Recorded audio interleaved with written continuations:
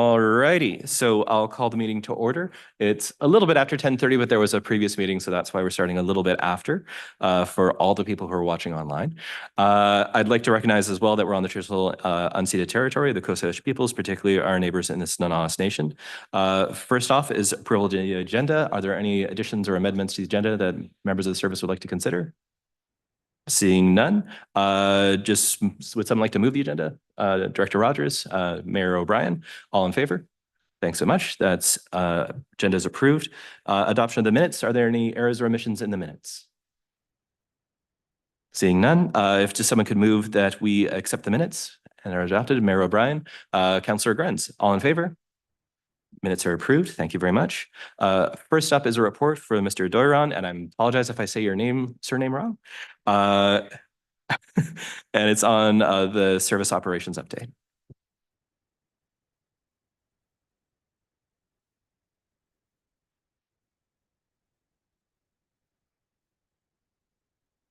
Morning, everyone.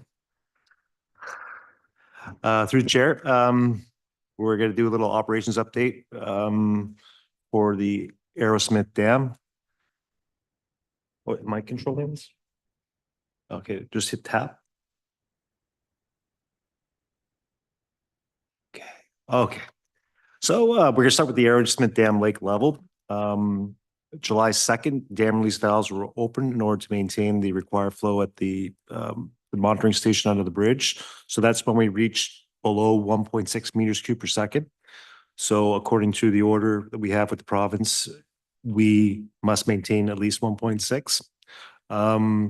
There was a SCADA glitch that showed the correct valve opening, the percentage. We figured that out on September 24th. We fixed that.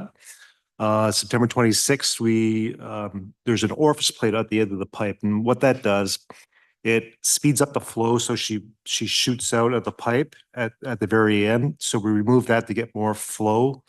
And this is just us trying to maintain that 1.6 or the 1.2, which the province tells us we have to maintain for environmental flow needs. We also noticed on October 8th that the dam level transducer, that's what is giving us this level. When we hit the 810.5 mark, we lose our communications with the transducer. It can't communicate anymore. So we want to take a look at that in the next couple of years and see if we can figure it out, that we want to go right to the bottom of the lake. And you guys can ask any questions anytime, or you can wait till the end. It's up to you guys. Okay. So let's talk a little bit about the province and their monitoring station under the bridge. The instrument itself has to be calibrated every so often. So when that calibration is done, they determine, okay, it's reading right, it's not reading right. So when it's not reading right, it's way out of range. They'll go back 30 days and say, okay, these are our values for the past 30 days. We were looking at the website and going, okay, the dam is this, or the flow is this high, this day, this day, this day. When they did that August 1st calibration on the instrument, it changed all the numbers 30 days before. So there was a couple days, I believe 1 or 2 days in August, or might have been July, I'm not sure, but it was a couple of days that we weren't above 1.0. And now what effect that has, it has on the ERWS, not AWS, but on ERWS, it made us go to change our stage and our conservation levels. So that was the reason why that we seen that number below the bridge below 1.0. It wasn't because we were trying to maintain it, is because the province went back and changed all the numbers for the previous 30 days. On July 16, we received an order from the province saying that we could reduce the flows to a minimum of 1.0 from the 1.6. And what that allowed us to do was to cut back on the flow leaving the dam to spread it out throughout the summer. But when we did that, again, on ERWS, it mandated us to a higher conservation level. The project this year, or that we're finished up this year, was the dam safety review with Stantec. There was a few things in the report. Again, we're going to look at that probably in 2026 with the piezometers. Right now, we only check the piezometers once a week when there's no snow. So we don't know what's happening at the dam the rest of the time. So if there ever was an earthquake or whatever, we would not know if something happened to the dam until we check on that weekly check on Thursdays. So I think where it's going is where we want to get rid of the piezometers and put something digitally in there where it's going to tell us as soon as it happens that it's happening. But again, we'll probably look at that in 2026. We finished the Arrowsmith Dam inundation study this year with Tetra Tech. The report was issued in August. We sent that off to both Qualicum Beach and RDN for their records. We also updated the evacuation map for dam emergency plan, and we're going to get to that in the next slide. Again, the operational tool from KWL was completed, which the province accepted. And like the previous slide, we were allowed to reduce our flows from 1.6 down to 1.0 cubic meters per second under the bridge. Operation and maintenance activities. So the first one there, the dam operation maintenance surveillance manual was updated in April, and that had to do with just updating phone numbers, updating staff, stuff like that. Dam weekly inspections are ongoing, and they're going to be ongoing until, even though we're not discharging from the dam, we'll go up there every week until the snow hits the ground. Debris cleanup took place in June and August. The utility staff had a dam emergency plan. This is turning out to be really good. We've gotten RDN EMO, City of Parksville EMO. We've recently got the fire department involved. We're reaching out for our next meeting to the Noose Fire Department and also BC Parks. So this came out of the inundation study where, on the worst case scenario, what would happen if the dam something was breached. So we're getting everybody involved and trying to get a plan going forward. If that does happen, we're well prepared. So I'd like to thank everybody getting involved, and the cooperation is great. We had a leak, as you can see on the side there. There was a leak on the dam. So we got a hold of the engineer. The engineers told us, hey, this is what you got to do, fill the crack, get another drain going. Next year, we'll determine if the seal worked, and we'll keep you up to date on that. And then 2025, we're looking to install solar panels for existing SCADA and monitoring cameras from a 2024 design that we had. We ran out of money, or we didn't have enough in the budget, but this will allow us to have eyes and ears on the dam 24/7. 365 days. Right now, it's a hit and miss with the cameras. And also installing the solar panels will save us some fuel in that genset not coming on every so often to power up the batteries. So it's a win-win. So hopefully you guys take a good look at this, and this is a good little project for the dam. Murray, did you want to talk about this one? This is your LiDAR. I'm going to pass this over to Murray because Murray has a little more experience on this guy than I do. Thanks, Simon. I think I presented on this at the last meeting, didn't I? Yeah. So last year, or this 2023 actually, was the last year of the 5-year program the RDN had going on with the Coastal Hydrology Research Lab to do these snow water equivalent LiDAR type things. And we're working with them to try and get a bunch of partners in place that we can do this regularly and sort of operationalize the data that we're getting from there. So we're looking to collect money from people, basically. We've hit up the city of Nanaimo. They're going to give us a bunch of money. And we're going to extend Coastal Hydrology Research Lab, Bill Floyd, his group, they're going to extend their flights to include the City and Nanaimo watershed in future as well. So we're trying to get enough money together to make it so that we can at least get it done this year and hopefully get it done longer than that.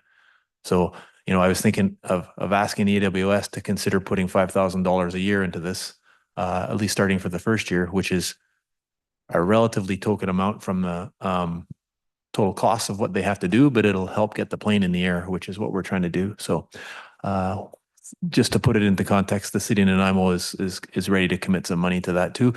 And we're talking to some private sector people who have interests up in the upper watershed. So what we'd like to do is at least get one flight out of the program in 2025, I guess it will be. So at least we can correct the error in our snow pillow station at least once in the year so that we can, you know, interpolate beyond that with some good data. Because we found last year there was about a 35% miss between our single point snow pillow station and what the LiDAR program was able to predict for snow water equivalent. So that's where that one sits.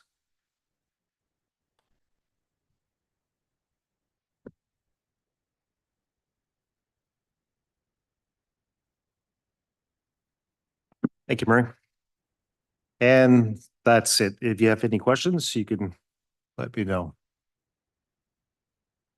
Mayor O'Brien. Thank you, Chair, and through to Simon, and you probably answer on behalf. Simon, you mentioned that you're hoping that we support anyways your addition of solar panels. Yes. Anyways, to provide the cameras, and I'm just a question. I know Jetta's in the room. Is this in the financial package, Jetta? This the solar panel. I'm going to ask two-part questions.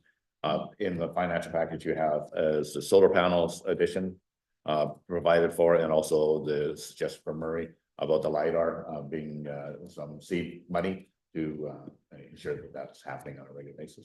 Yeah, through the chair. Yes, they are. Okay, thank you. Yep, I just thanks. want to make sure they're all already there. Also, I was going to ask these guys exactly what they want so we could get in there. Thank you. That's all I need. If I may comment, I believe 30,000 of that was a carryover from this year. Through the chair. Yes. Yeah. Thank you. That's all my questions, Chair. Thank you very much, Mayor O'Brien. Councillor Grenz. Thank you, Chair, through you to staff. Thank you for the report. I'm interested in the LiDAR survey. That's great to see. Is this being coordinated by a third party, or who's coordinating this, both financially and I guess logistically? And do we have enough kind of resources in place to make sure that this becomes something that can happen regularly? Yeah, these are good questions. So because we have an agreement already with Coastal Hydrology Research Lab, which is actually a joint thing between the Hakai Research Institute, UNBC, and VIU. And the lead researcher, Bill Floyd, is a professor at VIU and at UNBC, as well as he's also a part-time Ministry of Forests guy. So it's spread out over a number of things. So the Coastal Hydrology Research Lab is the people that are doing the actual research, and that's where the money goes to them. We have an agreement with them between the RDN Drinking Water Watershed Protection Program, who has sponsored the first 5 years of their work, to move money that way and collect it. So we're proposing that we would continue to do that, and we would basically invoice the AWS for whatever amount of money they were willing to give towards the thing. And we'll do the same with the City of Nanaimo and anybody else that we can get in place, just to make that transition easier and hopefully make some of the funding agreements a little more straightforward. We have to work out the funding agreement, like the actual paperwork side of it still, to sort of accommodate multiple partners, which we're trying to get that wrapped up here soon. But yeah, so the idea ultimately is that the province will eventually do this. And I don't know, in talking with Bill Floyd, you know, the province is very interested in what they're doing, and they've bought into some of it in as much as BC Hydro does this for some of their big reservoirs to manage in the interior, at a much larger scale than what we're doing here. So the hope is that we keep doing this and we keep getting bigger and bigger partners, which apart from our project, there's also another parallel project going on in the Metro Van watersheds So they bring a lot of people, money and attention to the program. So I think, yes, we're very interested in making this a permanent fixture and a repeating thing that, you know, the province looks after and maybe we pay, but they do it. But I think it's, you know, the entities like the like Metro Van that are going to bring a lot of public attention and meaningful dialogue with the province to make it more of an accepted thing. The province runs the Snow Pillow Station network now, so it's not a leap to think that they couldn't run this. It's just, I think we're a few years away from that yet.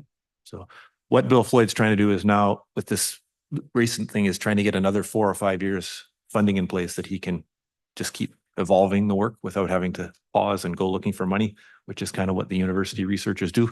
So that's where we're trying to help them with this point. Anything follow-ups? Yeah, if I may, thank you, Chair. Please.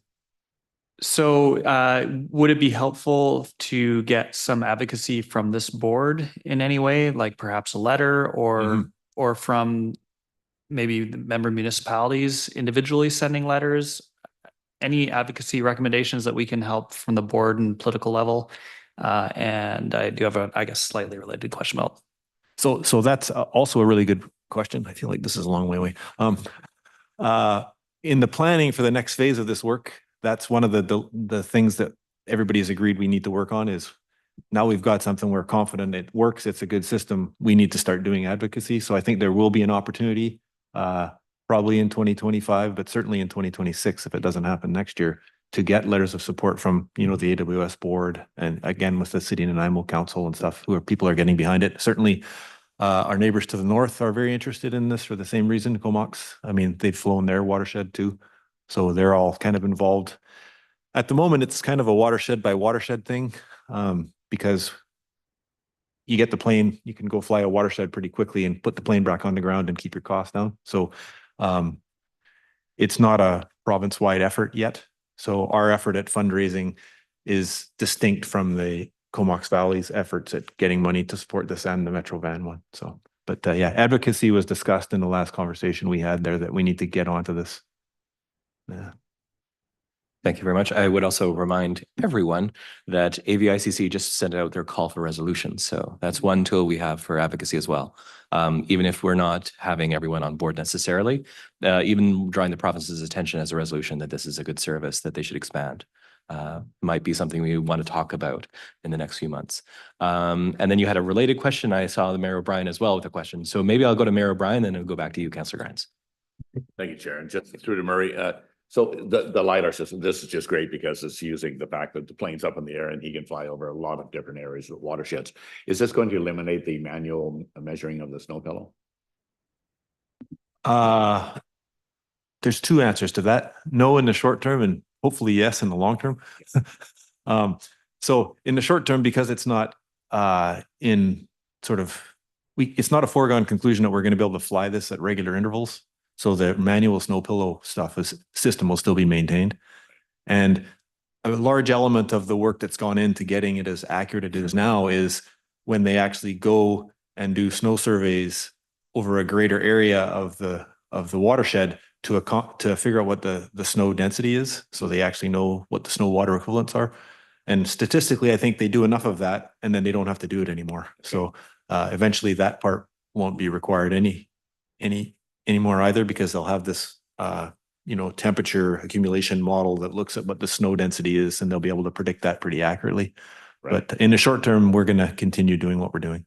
But it looks like the technology is catching up to actually replacing the manual. I recognize though that the manual snow pillow measuring is a sought after exercise and everyone likes to go up there and do that. Yeah. It is a lot of fun. And you know, the thing for us on this is even if we can get them to fly our watershed once, say late March or something, depending on how the winter goes, we have the data from our snow pillow station that I just throw out a number, say it says we've got a snow water equivalent of a million gallons, say, and that's what the snow pillow station is saying. We fly it once and the LiDAR survey says, well, actually you've only got 500,000 gallons or whatever of snow water equivalent. We can, you know, index our trend back to that. And we're a lot more accurate, even though we're not going to get 5 flights of it in a year. So I think it's got tremendous advantage to us, even if we manage to get 1 flight out of them a year.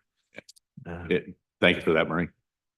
Yeah, and I just add too, the more years we have a data set, the more accurate the model becomes, even if it is a very much a one-time thing. But this is a really interesting conversation. But Councillor Grenz, you said you had a different question. Yeah, I guess maybe one quick related point, Chair, is my wife does research on invasive plants and they're using LiDAR with drones as well. So I don't know what opportunities there are in this area for drones, but I know different universities are working with drone technology, which is way cheaper.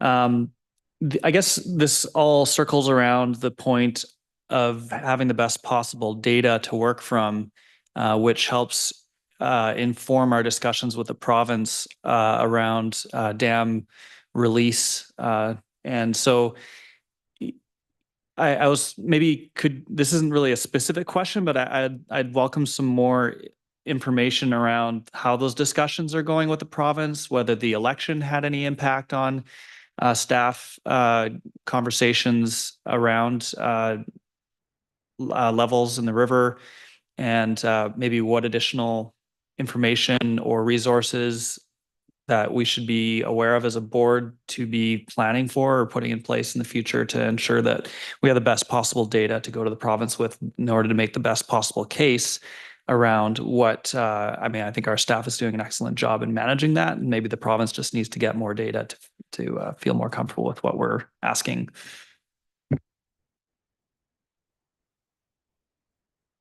I think one thing that we noticed this year from the province is that they really have made a big leap forward in their sharing of information. So through the summer of 2024, we were getting weekly updates from the province on stream flow data across the island, for instance, because that's where we are, obviously. They were doing that across the province.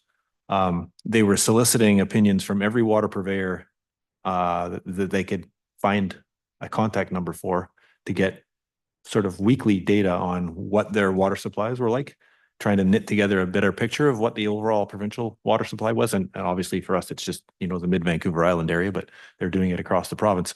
So every week we were getting a report from the province on what all the stream flows were at over our region, and also all of the groundwater level updates from all their monitoring well network, because the provincial groundwater monitoring network is real time, whereas the one that we're trying to develop through the RDN is not real time. So there's quite a delay in our data. So they're able to talk at a much higher level, of course, about what the groundwater is at too. And they send us a weekly update on that. So I think from the province's perspective, with the new ministry, they're putting a lot more people and resources into this. At least they were in 2024. I guess we'll see what happens now. But I think that's growing. And I'm quite pleased with the way that's going, actually, in terms of their getting into the business of monitoring water resources. So I don't know if that's really an answer to your question, but that's really where I see it going. Way better in 24 than 23, like order of magnitude better. Yeah, that's very helpful just to get a bit more of a sense of how that relationship is progressing, and interesting to hear that there's increasing attention from the province, which is great, as long as we're still able to deliver for our local citizens in a efficient and. I just sort of follow up on that, if I may. Sorry, Director Rogers, I haven't really looked to the left too much so far.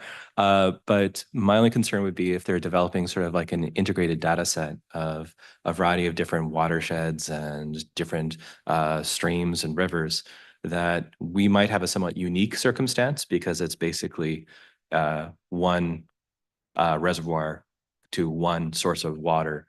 So not every stream will have a dam behind it, for example. So we might have very different levels in some other streams, and they say, well, here's your blanket mid-island water restrictions, when it might not apply to us.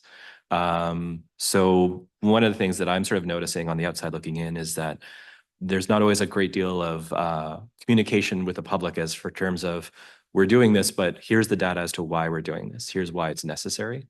So that's something too that we're talking about with the province. I know we've been discussing the dam operating tool and updating all the information for that for some time.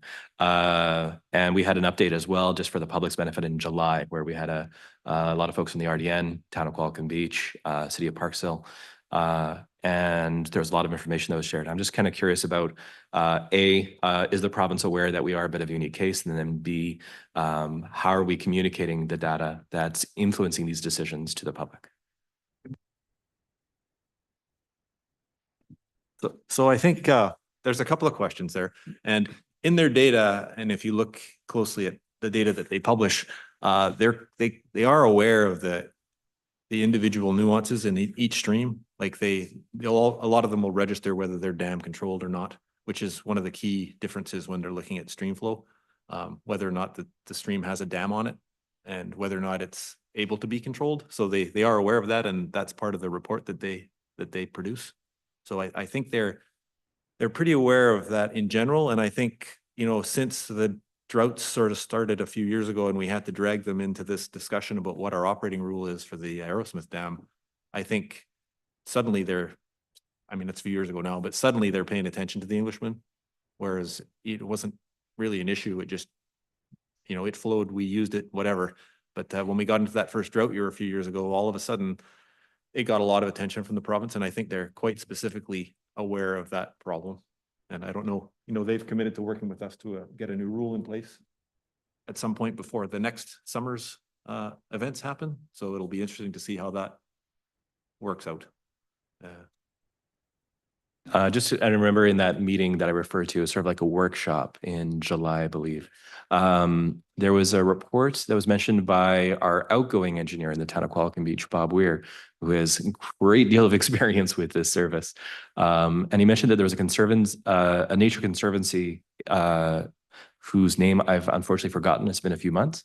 But he said that they did a report roughly 15 years ago on the water levels that be required. Is that a report that's public or not? I think they're all public, so it should be. Do you think that's trying to think which report that would be. From 15 years ago, that would put it about 2010. I'm not aware of any reports we have that aren't public.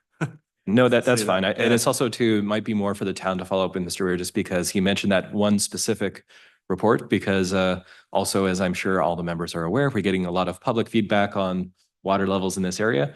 So if there's any third-party sources we could help share as well, that's already a public document. Yeah. It might help allay some concerns. And certainly seeing some of the correspondence. I don't get as much as City of Parksville staff, obviously, but I've seen a little bit of correspondence on what are the water levels and why are you doing this? And just having that sort of public communication of here's the data and here's the data informing the decision might help allay some of the concerns. And the reason I'm treading so heavily on this is that in my first term on Qualicum Beach Council, we were trying to liaise with what was then, is no longer around, but FLNRO RD on development at our airport and land use. And a group of citizens figured out who the right staff person was and started bombarding them with emails. And then suddenly they feel, this is the first time in 5 years I've been bombarded with emails. I have to do my duty to the good people of whomever, wherever. Technically, most weren't actually citizens of Qualicum Beach. But I'm just curious to make sure that if we're liaising with the province to update how we operate the service and ERWS by proxy, just to make sure that it's not a handful of citizens bombarding one or two staffers and then we don't have data to sort of correct some of the assumptions that might be made. I think there are a few citizens who like to bombard staffers. But so far, it's been a very good process working with the province on this stuff. I think, Simon, you'd agree with that? Oh, no, they've been really helpful. They bring all the people to the table from not just the Walrus Ministry, but they also brought DFO to the table on that. Yeah, I think it's good, productive discussions going on there. Glad to hear that. Any further questions? Well, thank you very much for your reports, gentlemen. So the next item of business is Mr. Holmes to go over the financial plan report. Oh, sorry. Oh, sorry. Yeah, we should do a motion to receive. Sorry, in Qualicum Beach, we don't do that. I'm sorry, force of habit. Mayor O'Brien and Director Rogers, all in favor of receiving the report? That passes. Thank you very much for reminding me. Sorry, force of habit from our meetings. Verbal reports, we just say thanks and move on. Okay. And Ms. Holmes for the financial plan report, please. Thank you. Good morning. I'm sitting in this chair a lot this week.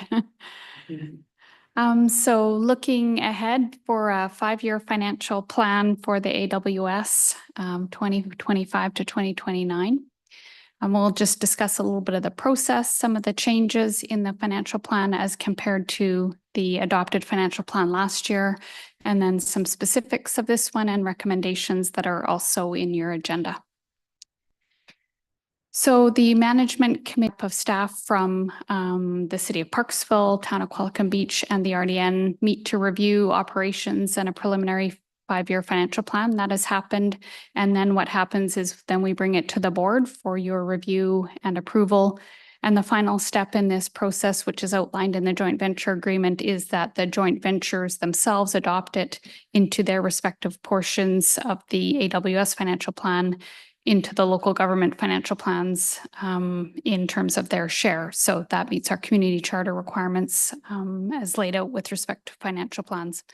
So after today's meeting, this would then, assuming that you approve it, would roll up to the local government financial plans and approval at that level. So looking at expenditures for the 5-year financial plan, you can see that they're relatively consistent over time. We've got some changes in the capital this year as compared to the prior year, but I will also remind the board that the transfer to reserves is a combination of amounts, 30,000 per year that just goes into a capital reserve, and 12,000 per year that is saved for 10 years to fund the next dam safety review. And so that's what that 42,000 is comprised of. With respect to changes from the prior year, there are some increased staff allocations to the AWS this year with an offsetting reduction in director and manager time, but we've had a number of reviews over the last couple of years, including the dam safety review, the dam operating review, the provisional operating rule, and the inundation study that was completed last year, but funded with a grant. And so just having some of the staff involved in looking at some of those recommendations and findings, as Simon indicated in his report. Those include our chief operator for water distribution of the city, looking at environmental flow reporting, some supervision, and this PLC project that is in the capital this year, as well as SCADA. And also some time of a water utilities tech that does inspections and that weekly reporting and trend analysis that Simon and Murray referred to. With respect to capital, which increased over the prior year, continuing with that power and security project from, there was funding in both 24 and 2026 has been brought into 2025, an incremental amount of 40,000 over what was already in the financial plans. And as Simon referenced, that's really to add the solar panel piece to that project, and hoping that that'll actually have some positive operational impacts. The other part, oh, I'm sorry, there's a typo on my slide, but the PLC renewal is a $25,000 budget amount. And so that is a total of $105,000 in capital for the 2025 year. Looking at the joint venture contributions, all of those total expenditures are funded by joint venture contributions. Last year, we did have that $45,000 grant related to the inundation study. If you recall, the funding arrangements in this joint venture are that the city of Parksville shares in all aspects of this, with the operations being allocated based on flows. The regional district has a similar share formula, but the town of Qualicum Beach just shares in the admin and maintenance only. And so those joint venture contribution amounts reflect the calculations on those shares. So overall, there is an increase in 2025 as compared to the previous plan, but some of that funding is actually just rebudgeted. It wasn't incurred in 2024. And the local governments are actually only required to pay the actual requisition based on operations in 2024. So those amounts get picked up, even though the actual budgeted requisition may have been higher. So those monies are essentially rebudgeted in 2025. The total requisition for this year is forecast to be about $50,000 lower than what was in the financial plan approved by the board last year. If there aren't any questions on those amounts, the recommendations with respect to the financial plan are on the slide as well as in the report and in the agenda, but happy to take any questions that you might have. Are there any questions for Councillor Grants? Thank you, Chair. Just one question, just clarification through to staff. Thank you for this, by the way. The invoicing, so to speak, that goes to the municipal governments involved, the local government, is for the actual, just to clarify, right? As opposed to the carry forwards, then will carry forward and get billed in the year that they get actually spent. Right, through the chair. Administratively, what typically happens is the local governments cut a check to the city of Parksville for the requisition amount that's in the financial plan. But then at year end, when we do the actual balancing and the financial statements, the difference is identified between what was in the budgeted requisition and what the actuals were. And then the subsequent year can be adjusted for that amount. So yes, what you said is correct, but administratively it's done a little bit different on the cash flow. Yeah, right. Yeah. It all balances in the end. Yeah. Any further questions? Seeing none, I suppose we should probably do these individually as opposed to as one giant block of three. So if someone could move the first motion. Councillor Grenz was the first, and then Mary O'Brien. All those in favor? Approved. Thank you very much. And the second, Director Rogers and Mary O'Brien. All in favor? That carries. And then the third, Mary O'Brien and Councillor Grenz. All those in favor? Okay. Thank you very much. All three pass. I you. think that's everything. See you again shortly. Yeah, well, some of us. So that brings us then to the tail end of the meeting, and it's time to adjourn. A motion to adjourn would be in order. Mayor O'Brien, Councillor Grenz, all those in favor? We are adjourned. Thank you very much. And thank you very much, staff, for the reports. Appreciate it. Thank you, Chair.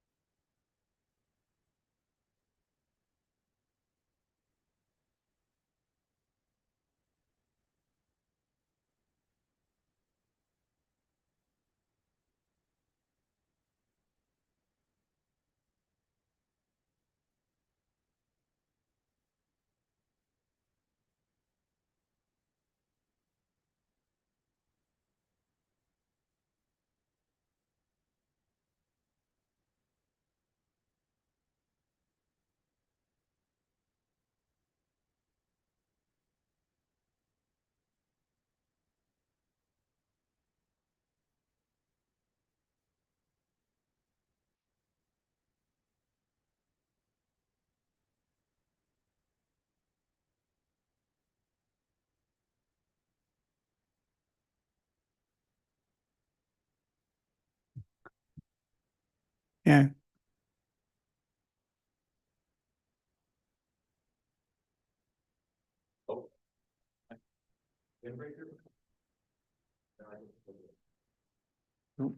I don't see it.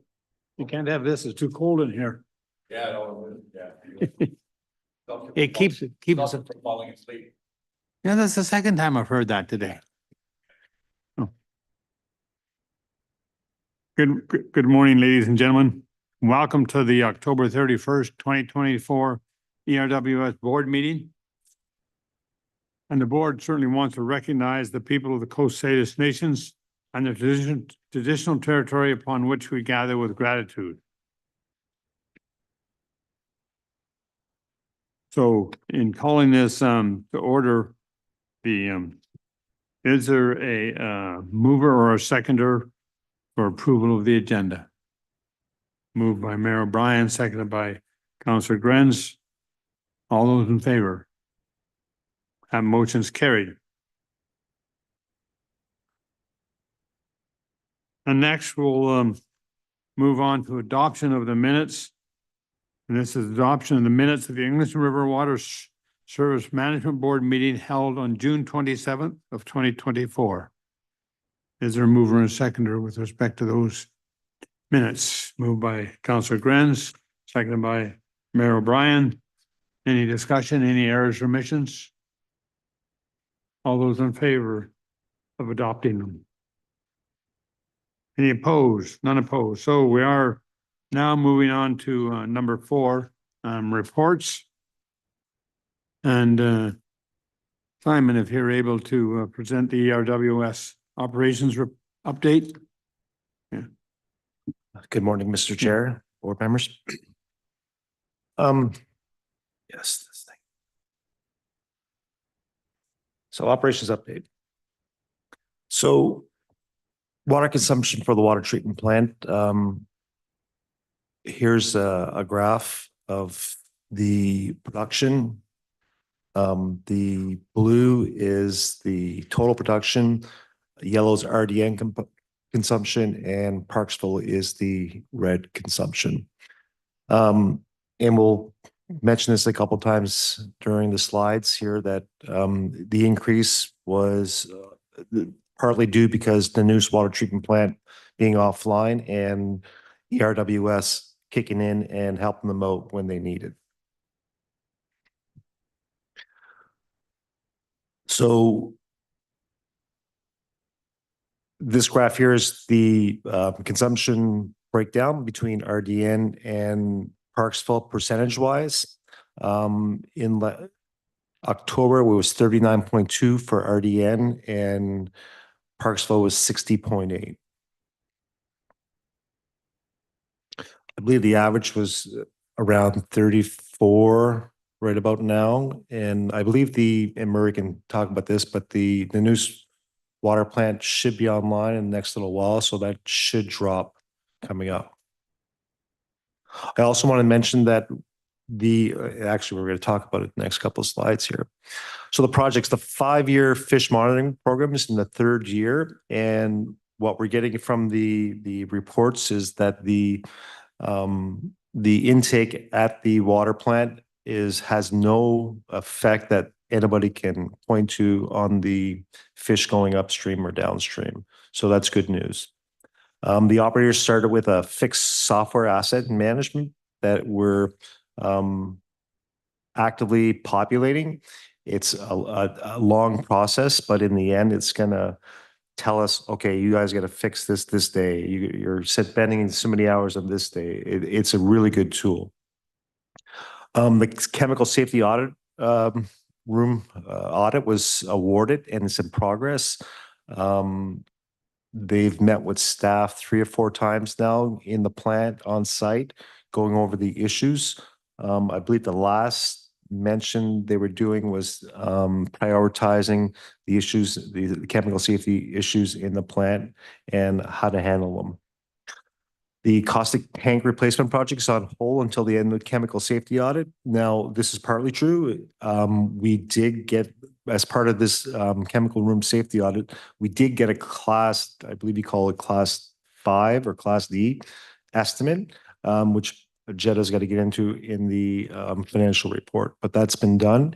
And we're having talks with finance on how to proceed next. Excuse me. The pre-treatment options RFP is posted, and that is coming down tomorrow. Advertised. We extended a week. One vendor asked for an extension of a week. We gave it to them. So we should know options, the RFPs tomorrow, and then we'll get we'll meet up with Murray in engineering, and we'll evaluate the options and going forward. Did you have a question? Oh, okay. River intake screens and chambers were annual cleaning in July. Again, the RDN water treatment plant in the News Bay was offline since the summer due to filter housing and repairs. So that was good not that it was good that it went down or anything, but it was good that it happened when we were at peak season. So it told us that, okay, worst case scenario, ERWS in the city of Parksville with the wells could keep up if something happened in the News Bay. So that was a really good test for everybody. City of Parksville tested backflow preventers inside the plant and discovered there was faulty units, and we quickly repaired them. Again, the fish monitoring study, ERWS received the 23 report in 2024 with the following findings: that there's not much changes to the river due to the intake. The fish are doing well, and a lot of that could have been dependent on all the rain that we had throughout the summer, and our PR rule that the province let us maintain those critical flows under the 1.6. Now here's a graph of the conservation. For RDN's the lower bars, the Parksville's in the upper bars. What we did notice, there was a reduction in consumption with the conversation, but it's not as much as you think it is. On the top line, those blue lines are rainfall.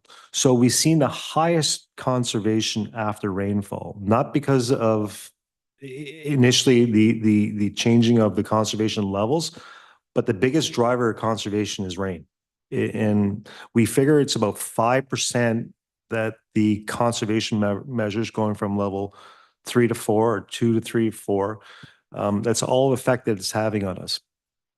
So with that, I think we're done and we can take some questions if you have any. Mayor O'Brien.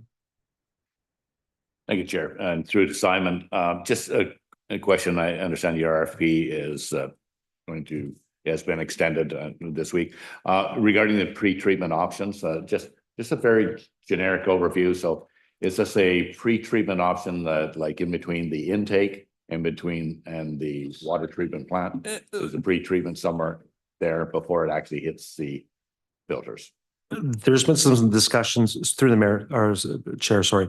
There's been discussions with Murray and the head operator, Mr. Larson, what that would look like. And we have different opinions, but we're waiting to come back and see what the engineers are going to propose to us. But it looks like it's going to be either down at the intake or in between the pump station and the water plant. Right. Okay. That's the only information. I just understand the need for the pre-treatment, and yeah, it's a good, hopefully a good solution. Yeah. Thank you. That's all I have. Yeah, maybe just on the same topic. So in essence, it's really like a design and build request for proposals.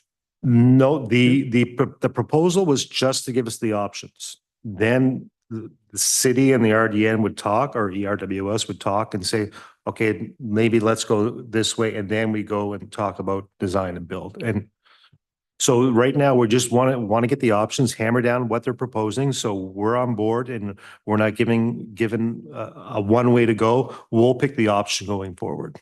Okay, thank you. Any other questions? Councilor Grants, you're good? Okay. Good. Thank you. Thank you very much. So The recommendation is that the presentation from Simon regarding the English River Water operations update be received for information. Moved by Councillor Gren, seconded by Mayor O'Brien. All those in favor? Carried unanimously. Okay, moving on to reports continuing. Mrs. Holmes, do you wish to introduce this report? That's what it tells me to say. Okay. Yes, I do. Thank you. Okay, here we are again, this time to talk about the ERWS 2025 to 2029 draft financial plan. Similar to the AWS, the process is that the management committee with staff from Parksville and the RDN meet to review the operations and then prepare a preliminary 5-year financial plan. That's what's before you today and for your review and approval. Then that would be taken back to each of the local governments for incorporation within their own financial plans and adoption of their share of the joint venture. Okay, thank you.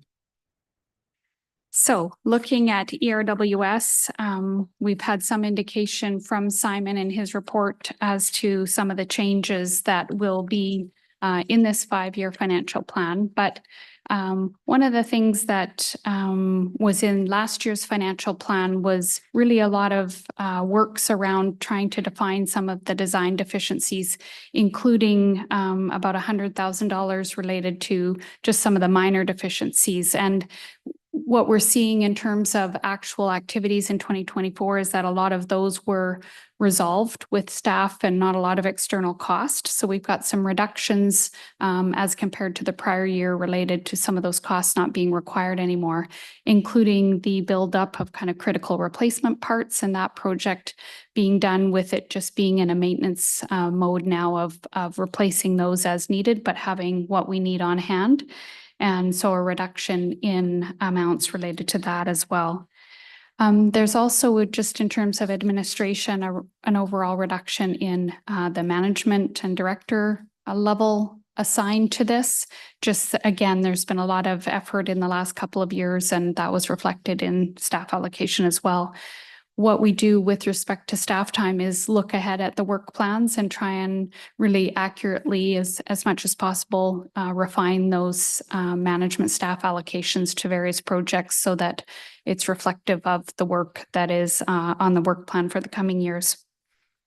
In addition to that, just with ERWS and a lot going on here, the allocation of City of Parksville accounting time and IT time has increased by about $20,000, just again reflecting where our actual time is being spent and a lot of IT support being offered with respect to the SCADA system and some of these other processes that have been happening. Mayor O'Brien.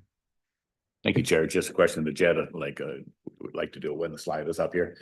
I'm interested on the 15K for the geobag disposal not required until 2028. That seems to be a real nice push out anyways, as to it wasn't. And I was wondering, do you know the reason that it was? Because I know that they, did something change or is it not full yet? So it's not gonna be full until 2028. That's why we're not changing it, I'm assuming, but that, I mean, this is good news. I'm just wondering, do we know the reason or is it?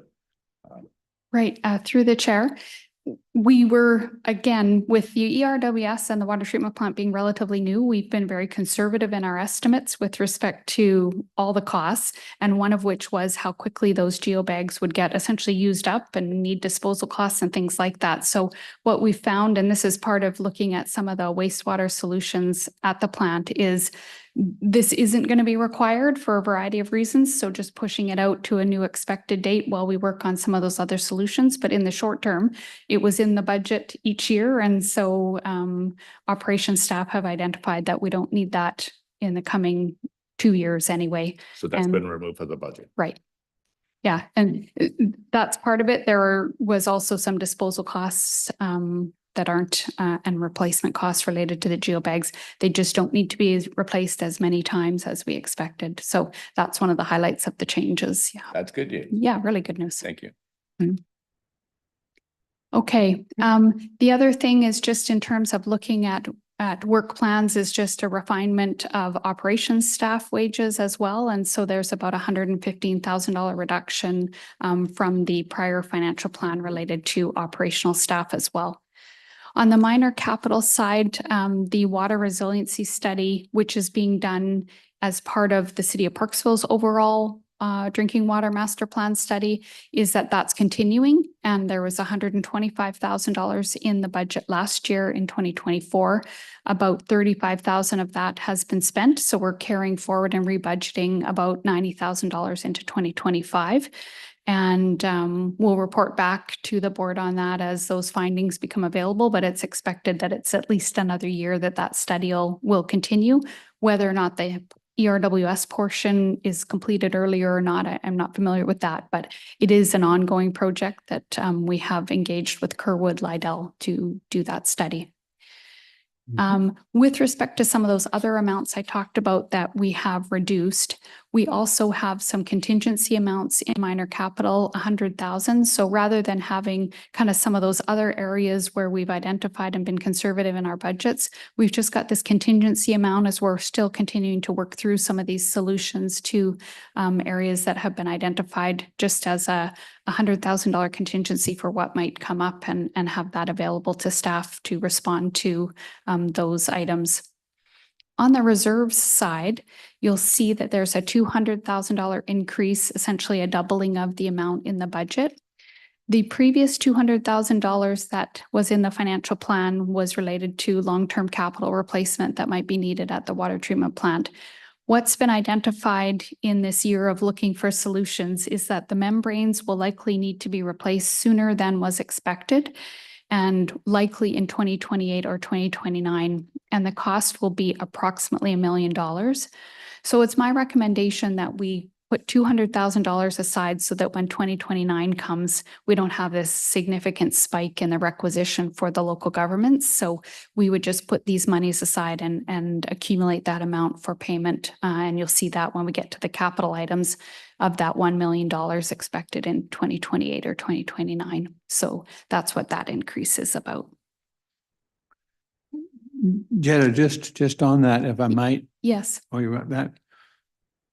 So if we didn't put the $200,000, increase the transfer reserve by the $200,000, what is your estimate? We would have to put $1 million in the 1 year in 2029? That's right. Yeah. Okay, thank you. And of course, if for whatever reason, through the resolution of some of these other issues, that can be pushed out, or there's a different resolution to that, then those reserves could still be put towards capital or any of these other solutions that may come before the board. So I still think it's prudent, as much as at this time, that's what our operating staff is suggesting is going to happen. I still think, given what's before us, and we'll see in the capital plan, it's still prudent to put that money aside related to the water treatment plant and give the board some decision-making capability around that. We're continuing to look for grants related to all of these things, but what we're finding is that there's grants available for really old infrastructure and there's grants available for new infrastructure.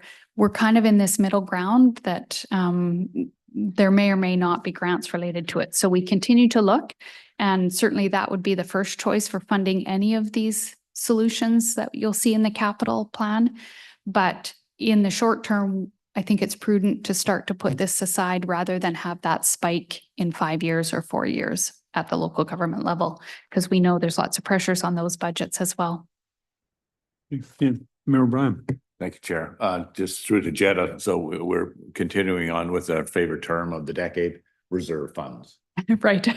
So I would suspect that the 200K is going to be an annual reserve contribution. We're going to expect it for in the 5-year plan, right up through when the expected membrane replacement up to 2029. Yes, through the chair, you can see that 400,000 goes across all 5 years. Yeah, Whether or not we would continue on after that related to all the other things at the water treatment plant. We're still working on asset management plans around the what's needed for the water treatment plant, including, as Simon mentioned in his report, having that asset management software that'll start to identify some of those major maintenance items, as well as long-term renewal or replacement of significant components. So it may be that by the time we get to 2029, yes, we need to replace the membranes, but we might also still recommend we put those monies aside related to other parts of the water treatment plant. But for now, we've just identified it for the 5 years related to the membranes. As a follow-up, if I may. However, if we have a good pre-treatment option provided, and if it's in place type of thing, and I know that we're going to be looking for solutions and what that might be, there's a chance that it could actually extend the membrane replacement if we don't put them through such a rigorous cleaning process from now for the next 5 years. I'm hoping so. There's possibly good news about the 200K, but maybe not so good news when we find out what the pre-treatment costs are. But at the same time, I'm just thinking that the membranes may not be, I know in the current standard conditions, that's what's happening to those membranes, but possibly, we're going to solve that somewhere in between. Yeah, through the chair, I think that logic is true. I think we're being conservative right now in that they, even just in the 6 years it's been operating, has been very significant use of the membranes. And so, yeah, what happens with the pretreatment may give us another year or two. I don't think it's going to give us as much as we really expected when they were first installed. So hopefully, yes, you're right. And even if deferring it even by a year or two is a super positive thing to not have to lay out those funds, but hopefully the work on the pretreatment will then inform that. So we might be back here next year saying, okay, this pretreatment solution is actually going to give us that 1 more year or 2 more years. So I hope you're right on that. Yeah. Thank you. Okay. Amanda, I've lost control here. Can you advance me 1 slide there? Thank you. So this was in the report, but I'd just like to walk through some of the work that's been done. And I think that staff, especially Simon and Murray, have worked through coming up with a refinement of what was included in the 24 to 28 financial plan. If you recall, last year, we had some significant placeholders in each of these years with the understanding that we knew we'd have to do something, but Stantec had only provided very high level amounts. But I was not comfortable waiting till we had those numbers. I think we needed to indicate in our financial plan that there would be significant amounts. So what we'll see here is really a refinement of those placeholders into projects that have been identified as kind of the major upgrades that are required. The first being the pretreatment works. And so we have an RFP out right now to help us identify what the options are. And then in 2025, there's $250,000. And that would be the piece where the staff, the operating staff, and Simon and Murray would look at the options, decide which option, and then proceed to design on that in 2025 of that option, with the 2026 being the planned construction of that option after an RFP process on that. Then in 2027 would be looking at the wastewater deficiencies and design around that. So in 2027 would be a process of designing that for construction or whatever's required in terms of that solution in 2028. And then finally in 2029, identifying that we will likely need to replace those membranes. So there's that $1 million amount that would be funded by the reserves. Again, if those membranes could then be replaced out as a result of the other 2 items, most especially the pretreatment, then of course next year we would reflect what's been found in some of this work.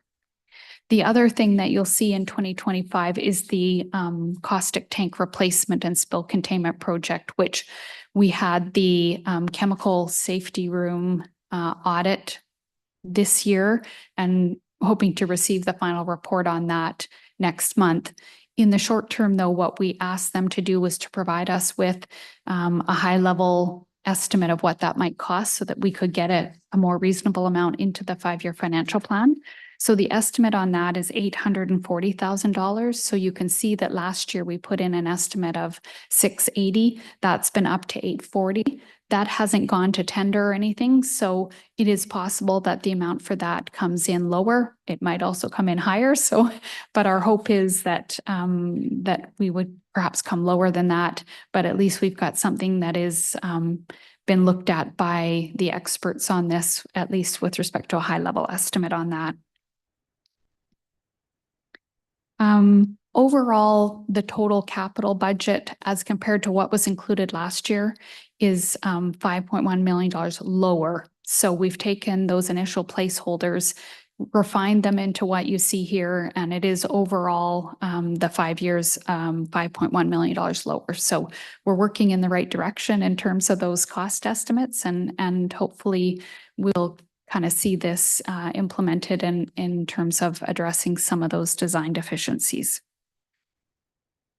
As I mentioned, we'll continue to look for grants for any of this that might be available. Certainly each local government may have funding that could be applicable either from DCCs or their own gas tax funds or Growing Communities Fund.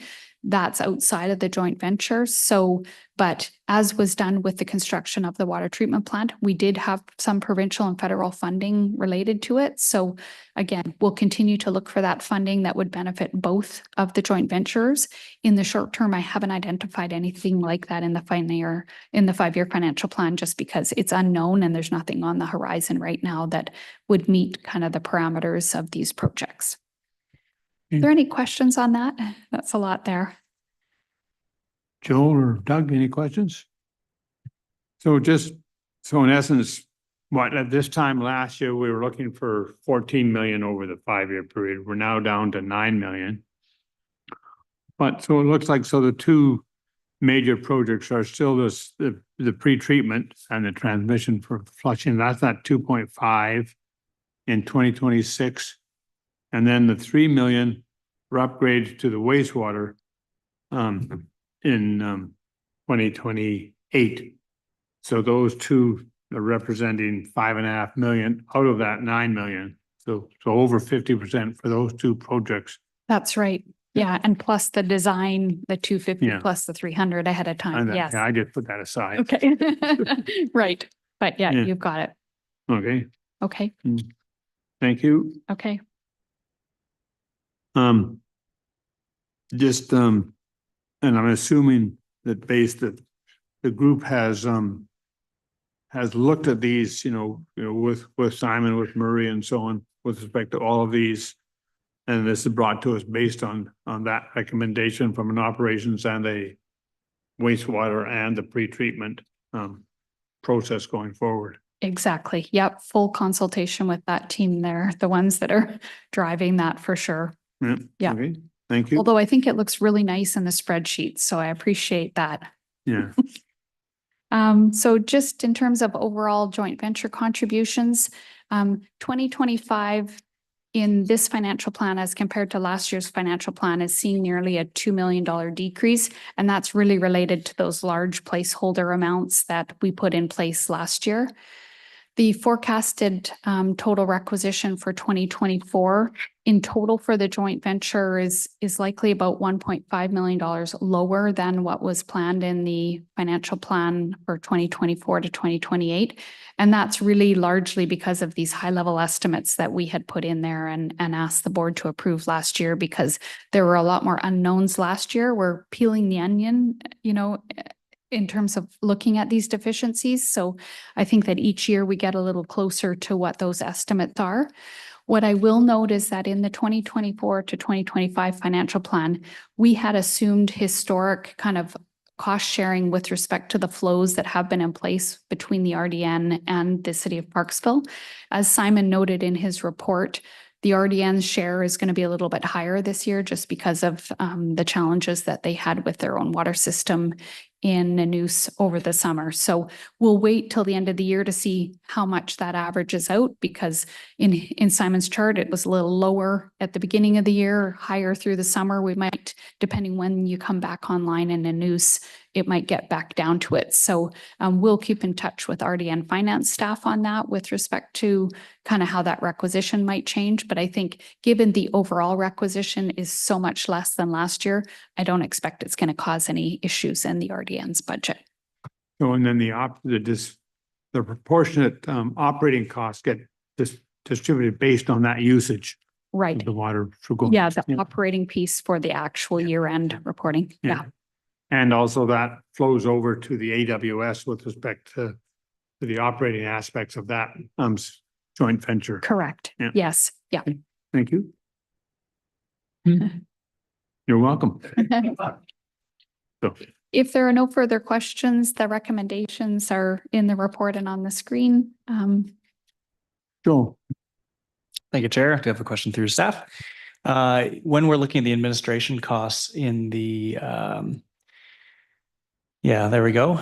Does that also include Parksville communications staff in that administration cost? The reason I ask is, I guess, is related to an additional question, which would be around how the communication is done around Englishman River water service. There's I see there's a website and a Play Speak site and other assets that are online for communicating around AWS and ERWS that haven't been updated in a number of years. Is that flowing into the new Parksville website, or do we know anything about the plan on that? May not be a directly you question, but Right. yeah. Through the chair, some of that I can't answer with respect to the specifics on the website. So direct costs are reflected in here.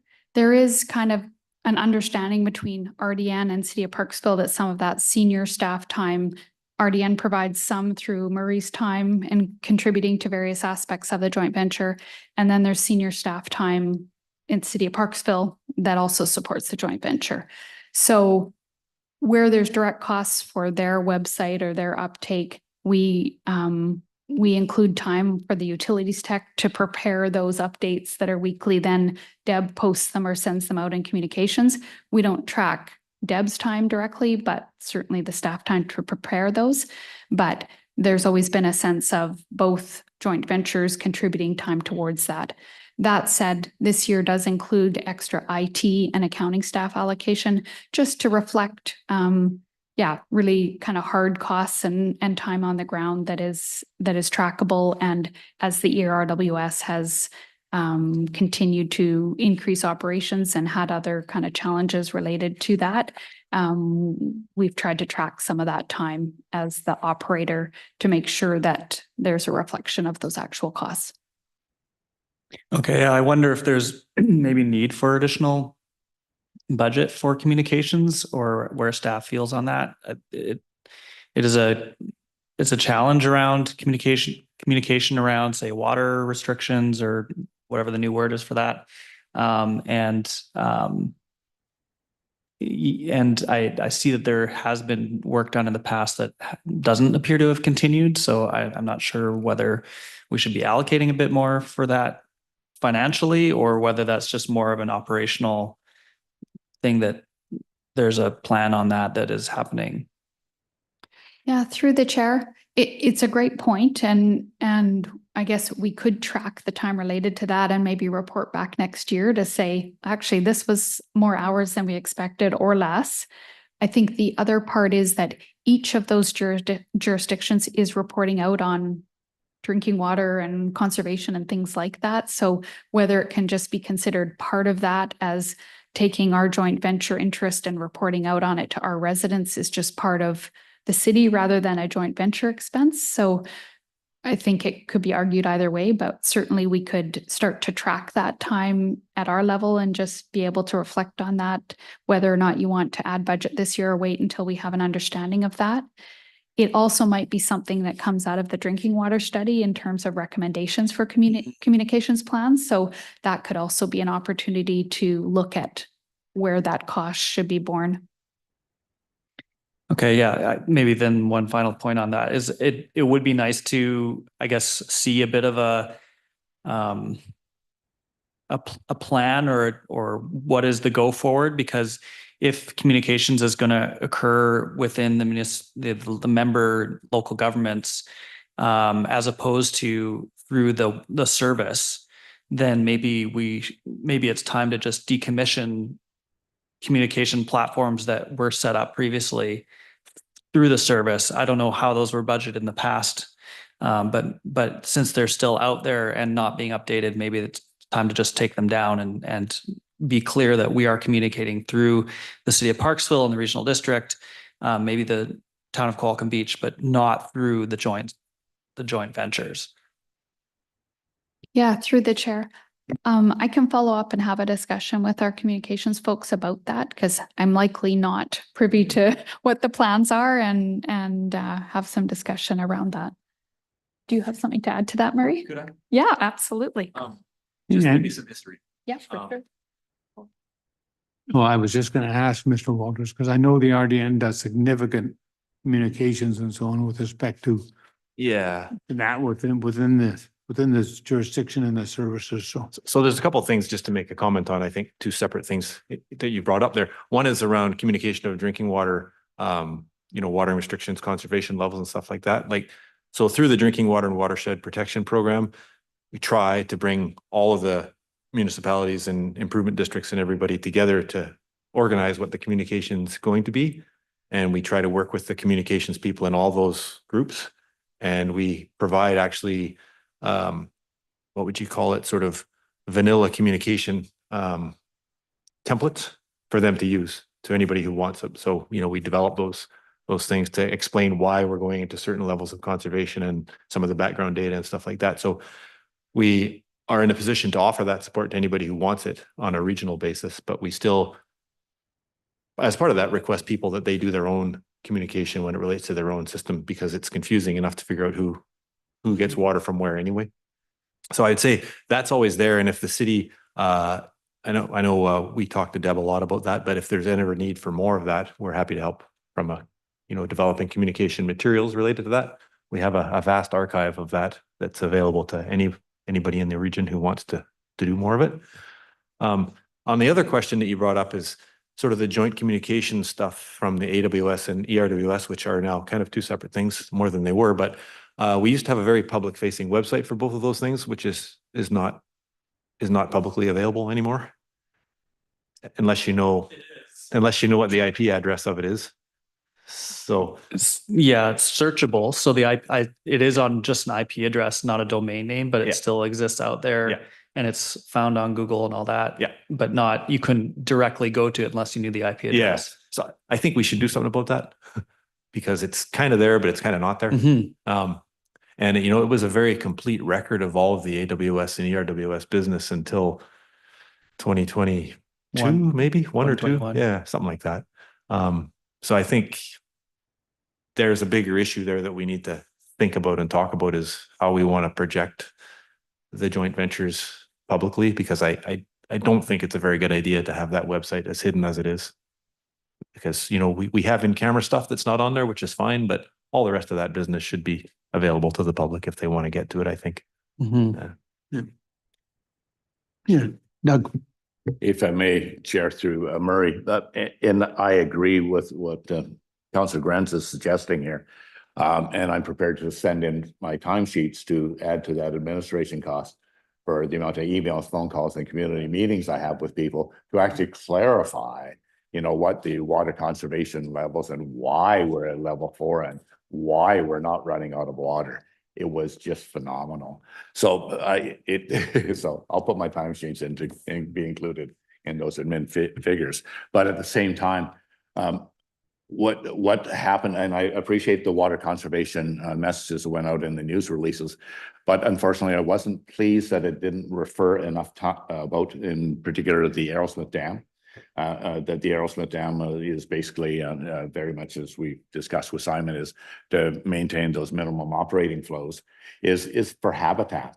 And that's right, we have to maintain that habitat. So that in in conserving, we are actually preserving habitat. And I think there had to be more emphasis based on that, because we have certain individuals that watch those flow rates, of course, on a regular basis, and then they do their own interpretation of what that means and why it is, and then they make another deduction that obviously, you know, like we've got way too much development going on. How could we do that? What are stage 4? So that's where that goes. But I think if we had better comms to explain that the fact that we're here, because who doesn't want to protect the environment? Who doesn't want to improve the habitat development and improvement on the Englishman River? That's what we want to do, but we have to communicate that better to the public, because they are making all sorts of assumptions that are not correct. And it's painful for us as well, because, you know, they're showing up at our public hearings and say, stop the development, not because it's a bad development, because you don't have enough water. And it's good. And here we go again. So I think we can do better on just letting people know that we have lots of water, which is we want to use it wisely. That's my only comment. Yeah, and just a ride on Councilor Grant. And through the chair to Councilor O'Brien, I agree with you completely. And the core message from the RDN to our consumers since we hit that, you know, I'll call it the first drought year, which was 2019, 20, I forget, a few years ago now anyway. And the core of our message to people when we go to stage 4, because we do that a lot, is we're going to stage 4 purely for environmental flow reasons. Like, that's been the core message that we've been putting out there. And we try to get people to understand that we're not short of water. The fish are short of water. We're not short of water. Exactly. And I can tell you from my own experience going through public meetings for the AAP process in the news over the summer, there's still a lot of misunderstanding out there in our small community. So I would imagine if the 2,500 households in our community aren't getting it, there's probably a whole bunch of people in Parksville that aren't getting it either. So yeah, we're happy to help with that message. And I think the province also supports us messaging. That's why we're going into water conservation. So yeah, we're happy to pile onto that. Thank you. And if I can follow before Marie disappears. Thank you, Bob. Just Murray, just a quick comment about the Nanusa system being under repair. And it was indicated, I think Simon mentioned quickly, that it's almost done. Can you just comment on where you're at on that? So I can just briefly give you some background. So early June, we started to see some pretty serious water quality issues from our water treatment plant. We have a filtration plant in Nanusa that treats almost all of our well water. It uses a different process than the Englishman River water system plant does. It's just a mixed media filter that removes manganese and iron, because it's all groundwater. It's not surface water. And the main piece of equipment there is a large filter. And it took us a while to figure out what was wrong with the filter. But in the end, we established that the distribution header had basically blown apart in the bottom of the thing. So we had to pull all the media out, jackhammer the header out of the bottom of the tank, which is about, the header is a piece of 6-inch pipe, about 6 feet long, buried in concrete at the bottom of this vessel, which is a confined space, 6 feet in diameter, 8 feet high. Got a 16 by 24-inch manhole on the top, so only your smallest operators can go in there. Anyways, we had a lot of trouble getting the thing fixed. We got zero support from our supplier, who answered our first email or two and then basically ghosted us. So we had to reverse engineer the pieces that broke. And we were able to, I think, do that. I think we got a lot better now than what we had originally, but we just got the pieces finished manufacturing last week, and we're going into the tank next week to put the pieces in and replace the concrete and a few other things that have to happen. So I think within the next 2 to 3 weeks, we'll be back in full production there. And just so everybody knows, I know we've talked about this before, but we can make about 1 megaliter a day of water in the Nanusa from our groundwater system. Like, so our wells running flat out, we make around 1 megaliter a day of water, which is at the moment about what our winter consumption is. So, you know, where our summer consumption goes up to 4 to 5, typically that's the whole reason why we're part of the ERWS. And it was a really great opportunity, as Simon said, to prove the resiliency of that system. Like, you know, we were able to run basically we were on stage 4 watering restrictions anyway for other reasons, but you know, we were able to run through the summer without incident thanks to the joint venture plan. So happy about that. Thank you for that, Murray. That was just. Thank you. Thank you. Joe Will. Thank you, Chair. So based on that previous discussion, I kind of circled back to my original question about whether we need to allocate some funds in the budget to either develop a communications strategy around all of this, or whether we should flag that for next financial plan, or whether that can just be left to operations. I would love to see some kind of plan put forward around how to communicate, because I've seen, to Mr. Walter's point, around RDN does develop a lot of messaging, and it's not necessarily always seeming like it's fully connected with what is being communicated in the rest of Oceanside. So I would love to see something on that. I'm not sure how I'd proceed with that, but. Yeah. Through the chair, if the board would like to add an amount for that, we can certainly just change the motion to be adopt the financial plan as amended, with a motion to add in whatever amount it is you think is appropriate. So that we could totally do, or we could certainly flag it for something to be brought back next year, perhaps following the completion of that drinking water master plan. But I'm also hearing that maybe there's some short-term changes that you might like to see, in which case we could just change the financial plan and I still approve it today, but as amended for whatever change you'd like to make. Yeah, I think I'd take the point around the master plan for sure. I do also want to have a level of comfort that there is a clear plan around communication, because we've seen what looks to me as a very good partnership on the operational side, and making sure that we're making water and delivering it to residents. And so if there was the same level of confidence on that same level of cooperation happening on the communication side, that would be very comforting to me, and I think for the community more generally, to have that confidence that everything is operating well, which it is, but to have that communicated to the public. So I'm not sure whether that sits best within this body, or whether that's a motion to bring to the municipality itself, and maybe I'll ask Mayor O'Brien to. Ken, through the chair, I agree 100% what Councillor Grenz has mentioned here, but I think it should be done now.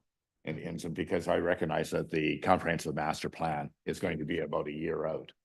And so there's going to be a lot of communication in between now and then. And what I see that looking like is advancing what information we can. We're going to be getting some of the master plan tidbits and so forth, so to speak, before it's completed. And people are asking already, how's that going, by the way? And so I want to be able to say, okay, if we have a communication plan already in play, I think that would be very helpful to our community, to let them have some confidence in the elected officials that they have, that we are following through with this. And it's not just something that's going to sit on a shelf, that we are following through, and let them know that here's where we're at, you know, like just even giving a timeline through the next year in 2025.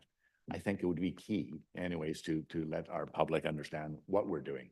And I think I would be comfortable like suggesting if we could amend the financial plan here. And I'm not sure, like Deb Tardif is the one that would know better. Like if we put it like, pardon me? Yeah, that's what I was saying. If we put in 50K just as a placeholder to be used for a communication strategy, or you know, something like that, I think it would be important to do it now, because I think we're going to need it before we get to our next financial plan, you know, in October of next year. So just your advice or your suggestion here. Yeah, through the chair. Further to what Murray commented on, I think that sometimes our residents get confused about whose water restrictions apply to me and where should I be? So not disagreeing that a communications strategy is appropriate. I wonder though whether it's better to put that in each local government's purview because they're most used to hearing back from their local government. If we now add communication coming from the ERWS or the AWS, people are, okay, does that apply to me or doesn't it? So I just wonder about whether it's better to be coming from the RDN specifically or the city of Parksville, and perhaps those work together on a strategy, including Deb working with the folks that Murray's made reference to in terms of the communications. That would be my only thought on that is whether it's confusing for it to be coming from the ERWS. But then again, it could come from the ERWS, but be shared by each of those. So I don't know if it adds a layer of complexity to those communications that I think a lot of Oceanside and Central Island folks are troubled with already. Just my comments, if I may. I feel it should be coming from the ERWS, AWS, and not the city of Parksville, or not from the RDN as such. I think because of the joint ventures that's important that we do that, and it's clearly a water issue. I'm not asking for like a better communication, a better website for the city of Parksville. I don't want to put money aside for that. I want to have a placeholder in there that's actually specifically for water. Of course, the communication would be in full concert with the RDN. You know, it would be a joint communication strategy because our communications are important, that we're always aligned. And I believe that in between Deb and the RDN, they're very good at co-communicating the same message. And as to exact release dates, they're very good at that. But my preference would be that it would be actually through ERWS in this financial plan. I feel that this is the best way. It's all about water, and that's what we're all about at this table. And I think that that's where the communication, because I want specific communication. I just don't want to go into a general communication fund. I want it just specifically for this. My point. Joe? Thank you, Chair. So I take Mr. Walter's point around how the regional district is doing a lot of work, but I also recognize that this body, there are kind of two issues. One is which body is the source of the funds and the coordination versus what is the brand that is communicating it. So I think it does make sense for this body to, just as it coordinates the functions of this joint venture, that it also coordinates that it has a line item that is the communication coordination. Even though the actual implementation may happen in the city of Parksville or the regional district, but to have this body recognize the importance of that coordinating role and including that in the financial plan is probably a good idea, even if it's not under the brand of Englishman River Water Service and AWS. We can still get rid of that brand, but make sure that there's a function of communication coordination, just as there is for other aspects of the joint venture. Right. Through the chair, they're probably part of the strategy might be to identify how it's best distributed, right? Whether it is come from all that. Yep. Great. I haven't made any comments yet on it, partly because I'm looking at our agenda here and so on. So I suggest that what we do is that we move and perhaps pass the number one, that the report from the on the financial plan be received. And then we have an opportunity to look at it and so on, whether or not we want to amend it under number 2 and 3 if we want to amend it. But I will say that I won't be supporting anything to put something into ERWS in 2025 with respect to the communications, because I think that it very much needs to have discussions between the jurisdictions. So I think particularly when we look at the study for the resiliency study and so on, which is really a Parksville driven, we're participating as part of that, but certainly not on the basis of the 26% sort of thing on it. It's by far the biggest majority, and the flexibility of how you manage that project going forward to look at water resiliency is through the City of Parksville Council. And when we look at from a RDN perspective, not just an area year and a news perspective with respect to ERWS, our communications on water very much addresses all 9 of our water services. So when we are talking about the communications of what we do on conservation levels and so on, that is something that the RDN looks at that as a whole, as a purveyor for all 9 of those water services. So I think if we start to make it so that we have a communications, whatever you want to call it, aspect with respect to ERWS, those should still go through the municipalities and the local government that is responsible for them. So when we look at it from how we get the message out about the water from an ERW perspective, because they are 2 separate joint ventures, the AWS and ERWS, you know, we don't have Area G or Pelican Beach involved in ERWS. So, and you can get muddied waters when you look at all the purveyors deciding what they're going to do and the message they want to send out for it. So I think it would complicate it significantly if we tried to have an area focused on here where we tried to coordinate the websites and the message going out, that it's an ERWS message rather than a City of Parksville message and a RDN message. So anyhow, that's just my opinion on it. And like I said, I wouldn't be supporting something on that, but I think we're better if we can accept Jetta's report and then go on to the ones about the financial plan. And if you want to make a move an amendment to add something on for a communications aspect on that, I would certainly think it would be good for, if we want to do that, to look at it into 2026 rather than putting it in this year's financial plan. Look at it for 2026 and give staff an opportunity to have some discussions amongst themselves as part of the operating committee and so on, that brings these reports to us, and I have them a chance to talk about how they best would suggest going forward with communications. Anyhow, that's just in my opinions. But I'd certainly accept a motion to receive Jetta's report and then take a look if you want to do a motion with respect to amending that aspect of it. Thank you, Chair. If I can, I agree. I would like to put it through on the number 2 as an amendment anyways, and then I can have further discussion at that point in the discussion phase of that, if I get a seconder on it. Okay, Joe?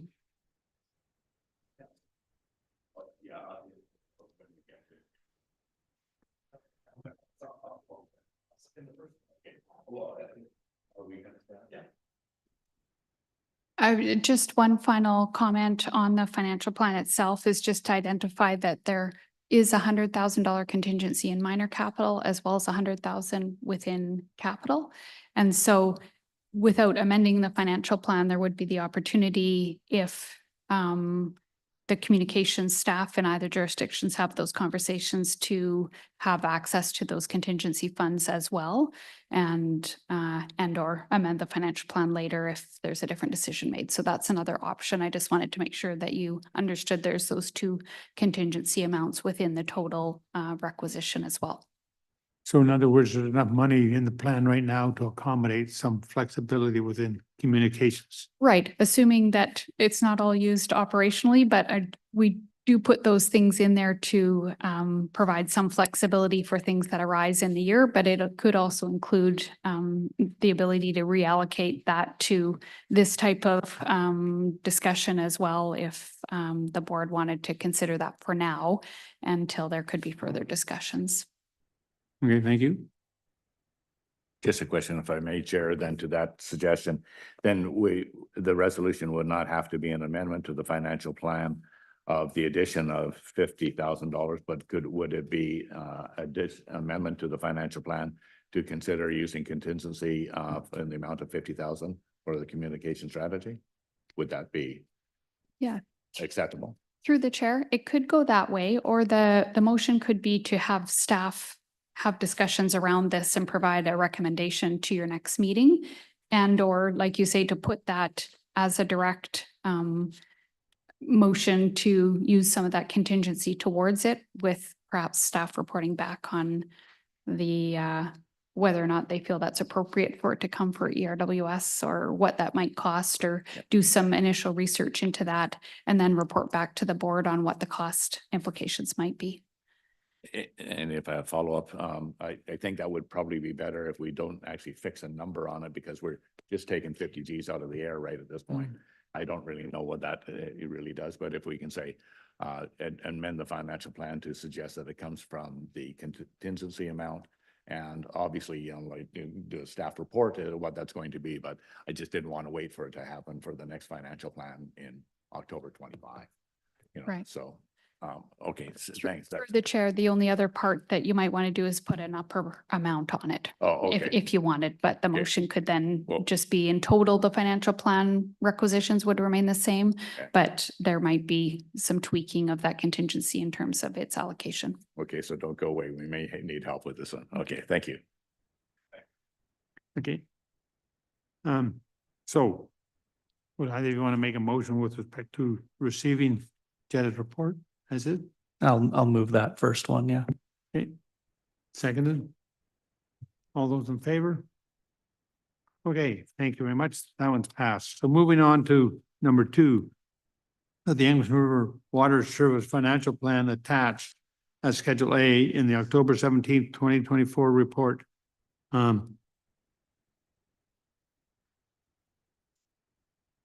Approve. I missed out. That's what I missed out. I missed out the word when I read it. That we approve that.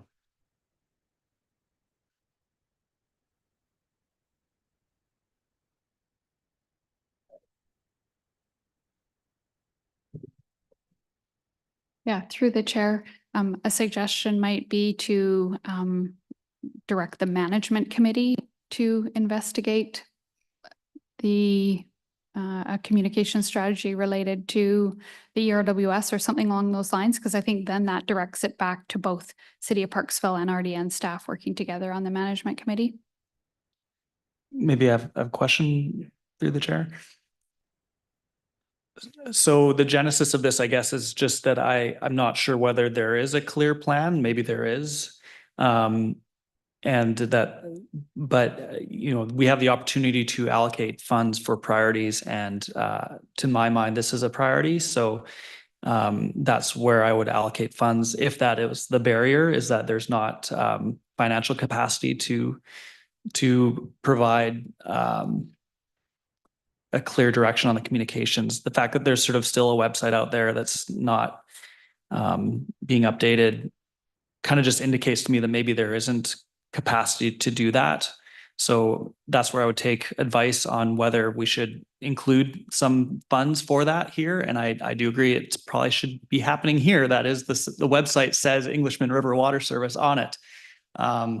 So that's if we do it the way you suggest, or just have the confidence that it's going to happen whether or not we bring this motion. If I may, Chair, I agree with that, but I'm more comfortable actually suggesting as your first suggestion as to using a communication strategy with a cap of up to 50,000, which would be used out of the contingency funds that we currently have, with that cap of 50,000, and to have staff report back on a strategy on that. Is that what, is that, you know, that kind of, is that the gist of what we have, using what we already have without amending the financial plan? Right. Yeah. Through the chair, I think it could be done either way. So it's whatever, whether the board is comfortable with that amount of contingency, given the other things that have been presented, or whether we add. And certainly I think the first step, as Councillor Grenz has noted, is to what's in place already. And I can't speak to that. So I wouldn't want to go down the road of making plans to do things when perhaps there's already something in place. So I would just say this is it's just a cap we're putting on it, you know, just 50 up to 50,000. I expect it to be far less than that, obviously, but it's now it's putting the funding in play for the staff to study and make a report on what that's going to look like. Yeah. So I would like to make that motion as well as approving the financial plan as presented with the addition of exactly what I just said. How's that, Amanda? You got that? Yeah, okay. Thank you. I know it's kind of convoluted.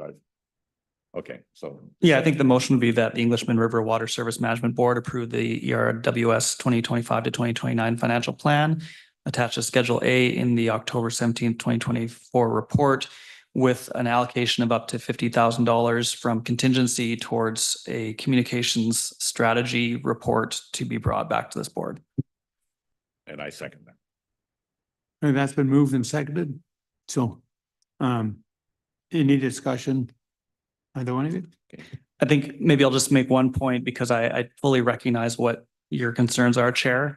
But the fact that we do have some communications hanging out there right now that are labeled and branded as ERWS, AWS, that either AWS and or ERWS, I think needs to resolve that internally. And maybe the strategy moving forward will be sitting within member municipalities, but I don't know the answer to these questions. I want staff to come back and say what they think we should be doing. Yeah, okay. I don't mind calling a question on it, but I will not be supporting it. And I will not support it at the RDM board with respect when we get into the following motion. Because I don't think we just pull $50,000 out of the air and say, okay, we're going to allow staff to determine within this financial plan up to $50,000 from a point of view communications for ERWS. If there's a current concern over the ongoing or the lack of a current status within the websites, within our communications, then I think we should address that in a separate way by asking our staff through the management board, BRWS, to look at that communications. If that's something we think is a concern, we look at that. We still have an opportunity going forward, and we can always call a separate meeting too if we need to make an amendment to the financial plan to say, okay, management board's coming back to us and saying, we've got the message about improving communications or our tools to do that. And here's our recommendations. But at this point, I can't support a motion that says we will do up to $50,000 from a communications. If both of them are tied in, both ERWS and AWS, based on the discussions that we have with the province on the flow that we have to maintain, because that flow and what we take from that 1.0 or 1.6 is directly only comes to ERWS. We're the only one taking the water out of that from with respect to that. So, and we're the ones that are affected by that. So I think we'd have to go back to staff and ask the management board to look at it. Any recommendations with respect to improved communications that can be initiated in 2025 or 2026. So, but I can't support that, but it's, I can certainly call a question on it. So, Jenna. Through the chair, if I could add another comment further to your comments.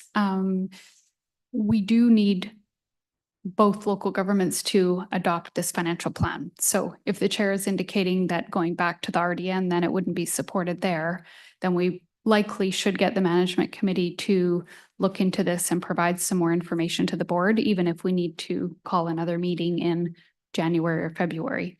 What I will offer with respect to the financial plans is, as you likely know, we're both the RDN and City of Parksville working on provisional financial plans right now, and then they both get revisited in March for the setting of final property tax rates, et cetera. And so this is something that we could adopt right now with direction to go back to our staff and have an understanding of what it is right now, what some options might be, and then bring that back with a meeting, which can be called at any time for the ERWS board, to provide that information and get further direction with respect then to financial plan implications. So, but I would think we would want at this stage for both joint ventures to be comfortable going back and recommending adoption into these provisional financial plans.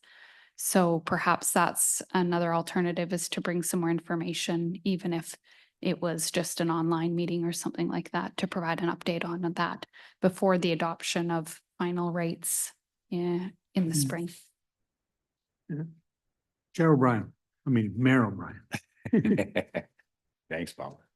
Yeah, and I understand, but I also am very cognizant of the fact that we have, I think, $100,000 that is pushed forward on the resiliency portion. Was it not 100 Gs? 90. Or, sorry? 90 is Yeah, what's left just shy of 100. to Yeah, allocate to the so study. 90,000 is riding on the comprehensive water plan, which was a very wise thing to do, because there's obviously connected. But at the same time, that was 90,000 that we've already put in there. So I think we've directed 90,000 of the joint ventures into that. All right. But I think would be a good strategy for us to communicate that to our public, not waiting till the end of 25. We should be communicating that. Let's just feed the public a little bit of information at the time what that is, recognizing from our point of view at the city of Parksville, we have a slightly larger public that we're communicating with than the just area E, if I may be so bold. And we've dropped 500 Gs into our end of it, the city Parksville initiative for the comprehensive water study. But I recognize that the city Parksville is contributing that much money to that study. But in reality, it's going to be what the results of that study hopefully will be a benefit also to area E in a very big way, because what that study looks like and what we're looking at, which I'm so impressed with Simon and his team for what they put in the study of the KWL, which is now going ahead with that. But I would hope that our strategy at City Parksville is going to be just like feeding the people along in 2025. Like, here's where we are. We're proceeding and we're progressing, and when we can get the communication strategy was like habitat. This is what we're protecting here. But I think it's important that we start that now. Anyways, so that's just my comment. It's like I feel it's worthwhile. So, And Joel, sorry, I'm not sharing. Thank you, Chair. Through you to staff. Does the current financial plan include any amount above $0 for the maintenance of existing communications platforms? So there's Place Speak and a website that I'm aware of. Through the chair, I don't believe so. No, because I think the understanding was those had been taken offline, at least my understanding. So I need to follow up on all of this with our communications folks, but. Yeah, because unless we're getting those for free, they are online. So we're either paying for them or they're being provided for free to the AWS, ERWS. So I would think at minimum, we should be, as part of this direction, making a decision to wind them down, shut them down, and actually implementing that decision. Because right now I can go on the internet and search for Englishman River Water Service, and I'm arrive on a PlaySpeak site, which I actually happen to know the founder of that. And so presumably there's a cost associated with having that still online. Yeah, through the chair, my understanding was that it was not online anymore. So that, like I say, is something we'll have to follow up on. Yeah, because my understanding of the scenario is it's not meant to be accessible. So that's why there's no cost being factored in for that. Okay. Yeah. So then, if I may, I circle back again to the very beginning of all this. Then if it hasn't happened, then there must not be. It's not in the financial or some other plan to happen. So if we can include this little bit of this money in here, that's not new money. It's just the opportunity to spend money if it needs to be spent. It could be that the staff spends $0 of this allocation, but I think somehow we need to signal to staff that it is a priority to make sure that the communications are effective and whatever, at minimum, that we're not putting out stuff that shouldn't be out there anymore. And that we are willing to put our money where our mouth is on that by allocating that in the financial plan. I hear what you're saying, but like so you're aware, okay, but if you take a look at ERWS and the websites and so on that, we don't know who's really managing that. We don't know how much it's costing or whether it's costing anything. And that's why I would think it wouldn't be prudent for us to do this thing with a significant adjustment within the financial plan without asking staff to review the communications aspects of ERWS. And that is something that I think we can give direction to staff to do separately from adjusting the financial plan board. That's just my opinion on that. And I don't think we need to be identifying up to $50,000 or even up to 10 or up to 20 for something that we don't really know right now how it's carried out, how it's how the information is getting on to there, what information is put into there. And we also have the aspect of the ERWS. We contribute partially on that $90,000, which is within the financial plan with respect to the resiliency aspect that Parksville is doing and so on. So I think that whole thing of communications with respect to the resiliency plan, ERWS and AWS needs to be reviewed by the management committee. And so on. I don't think we have the information here to pull something out of the air on something we don't know exactly how it's proceeding and how it's being carried out now. So, and I'm not trying to throw water at it. I'm just saying I can't. Yeah, yeah. Anyhow. Are you wasting water on the stage floor? You know, it's not over until tomorrow. No. My only comment is that I know from our perspective anyways, the staff, you know, they say, you know, don't be passing any resolutions unless you attach where the cost is going to come from. And I also recognizing the fact that like our staff, to ask for another staff report, they are taxed out. Like, I mean, we have to remove our request for staff reports if we want anything done in the next year, because it's just too much. And so I'm suggesting that this, by putting this out there to staff, then it's going to generate a report back to us as what this could look like. And that's all I'm really wanting at this particular point, whether it's 50,000, whether it's 10,000 or 20,000. By putting this as a placeholder and it's allocating that, just suggesting that we're up to this, you can spend, but in the meantime, I know it's going to generate a report, but that's okay because we've allocated if needed, because if communications are better communications going, it's going to be advertising costs, it's going to be, you know, some adjustments to the websites and stuff like that. And that comes with costs. And for us to say that, for the staff to come up with that, they say, well, we can't do that because there's no money allocated to it. So I would like to put this through as it is right now, with the I understand totally, Chair, what you're saying.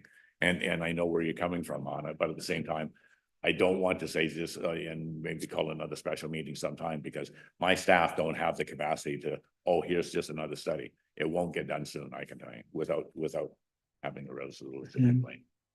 Anyway, that's my comment. Joe. Perhaps Chair would entertain an alternate approach then, which would be to approve the financial plan as it stands now. But then I would look to bring another motion separately that would ask staff to address the concerns that I've raised. And I would ask them to do it from the contingency, which is 6 of one, half a dozen the other. So we can, either way, I think we need to address the fact that there's communications out there in limbo land that needs to be resolved. And so we do have the contingency to do it. So whether we do it as part of the financial plan or as a separate motion, I'm fine either way. So whatever way is most comfortable to the chair. Jenna. Through the chair, what I want to just offer is that at the end of the day, we will need both joint ventures to be able to approve the financial plan at the local government level, or we're coming back to another meeting to do something different with the financial plan. So if the RDN will not be able to approve or accept the financial plan of the ERWS because of this, we're coming back to try and sort it out further, and not speaking on your behalf, Chair. But what maybe is the better kind of way forward is to approve it as is with a separate motion to direct staff to provide information back. And then we will go ahead and schedule another meeting for early in the new year to provide that information. And it wouldn't need to be a full report. It would be more just checking in with both RDN staff and City of Parksville communication staff to understand fully and answer some of your questions. And then at that point, a decision could be made by the board to amend the financial plan and or to use the contingency funds and not amend the financial plan, but just to provide direction on the way forward. So I offer that as an alternative to what's going here, because I think at the end of the day, we want to be sure that the financial plan itself can be approved and adopted at the local governments, the joint ventures as well, or we're back here trying to resolve that difference as well. Yeah. You know, based on that, plus also comments from all three of us, I think one of the things we are up against that same challenge at the RDN. I know within utilities department and so on, with respect to report generation, you know, generating a report to give us answers. And we're also up against it with respect to looking at how the communications with respect to water, that whole multi thing is, if we're trying to communicate to the public about water, we're just not trying to do it just for ERWS. We want to have messages out there that are consistent with our approach to what we're doing with AWS, with ERWS, with all 9 water services and so on. So, and the role that each jurisdiction, whether it be Pelican Beach, Parksville, Lanceville, and so on, where their water purveyors and their managers determine what water conservation levels we're at and so on. So I think we probably do have to do some more work and better work on communications. I know the RDN has, through drinking water and watershed protection, through Murray's department's role, has done an awful lot to enhance the communications from the perspective that we see doing the water conservation on a whether it's the fish in the rivers, whether it's all the areas along the along various creeks and lakes and so on and that. So I think all that work goes through a lot of discussion, but that would have to involve some discussion with our communications department and so on, with RDN communications. They have a limited staff, and the aspect of, so my preference would be that we pass this financial plan as it is, and that we ask staff to look at communications on it. We've got a lot of things at play here. We've got Parksville's water resiliency study, which ERWS is participating in and contributing portion of funds to. We've got all the stuff that's going with AWS, and as Murray has said, we've got a lot of improved communications going on and experience in the past year with the province. So I think we have to take all those things into consideration, but I'm just not comfortable with adjusting this financial plan. I think we have contingencies in there for a reason, and if staff come back to us and say they want to use some of that contingency fund to improve or moderate or modernize, you know, the communications tools that we have available to us, the ERWS, I think we should give them a chance to do that and come back with us with a recommendation for it. Yeah, Doug. Thanks, Chair. How about if we approve the financial plan as presented? Exactly. And approve number 3 as well, and then have another resolution at this point right now to tap into the contingency fund of the new approved for 2025, and just exactly what our other motion was. to say, and let's put a resolution in play anyways to tap up to $25,000 or whatever, for the communication strategy. Pass the financial plan, and that has to be passed at the RDN table. I agree. And I don't want to delay that. And that's anyways at either table. But just put through a separate resolution would be, you be more comfortable with that? Yeah, I'd be very much more comfortable with that we do a staff report that we can use that contingency for. I'm not comfortable with putting up a certain amount. I don't think it's our role as directors or counselors and so on to say, okay, we want them to look at 25,000 or 30,000 or 50,000. I think that is the role of staff to come back and say, okay, here's what it might cost to do. Here's what we suggest for a communications plan with respect to ERWS. Then we ask staff to come back and say what they think might be beneficial and how they might do it. So I know I'm not an expert in communications. It's going to say it costs this much to do a website, or, or this much to do that, or this is the most effective way of reaching the public with respect to that. Or what do we want to include in there? Do we want to include ERWS, or do we want to include some reference to this resiliency study? So anyhow, that's but I'm quite comfortable with. So I'm happy to withdraw the motion. Maybe a quick comment. First of all, sorry to belabor this. I know staff have lots of work to do that they don't need to listen to us go over this on, but I do think it's very important that minimum, that communication that is currently out there that should not be out there be pulled back and be turned off. And if there's no funding to do that, or if, I don't know why, but that should happen. So if that requires a motion, I say let's withdraw this motion if the seconder will consent to that. And then we'll pass the financial plan, and then maybe staff can even just, in a question on the next motion, provide some answers. So I'll withdraw that motion. Yeah. Okay.